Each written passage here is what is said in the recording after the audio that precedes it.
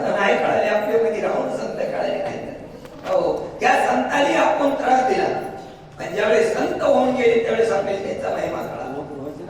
याच्यामुळे आपली बुद्धी अल्प आहे आणि अल्प बुद्धी असल्यामुळे आपण त्या भगवंताला मग आपले तर्क वितर्क करतात. कुठलं रूप लावायचंय, कुठला वर्ण लावायचा आहे, कुठला मग ते सुंदर आहे का, काळा आहे का, गोर आहे का, पिवळा काही आमचे तुमचे असणारे बघण्याचे चष्मे आहेत.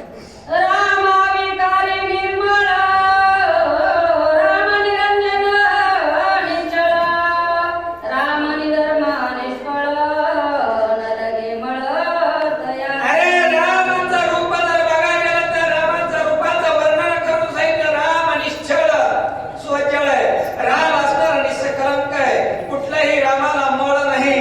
हो, कुठलाही त्या भगवंताला डाग नाही असा तो भगवंत या. याच्यामुळे रामाचं जर वर्णन बघायचं म्हणलं तर ह्या रूपामध्ये बघायचा. याला रंग लावू नका, रूप लावू नका. रंग रूप जर लाईत बसला तर तिथं डाग लागतो. हिरवा डाग लागला, निळा डाग लागला, काळा डाग लागला. तो भगवंत तसा नाही. निर्मळ स्वरूपाचा भगवंत निश्चळ आहे.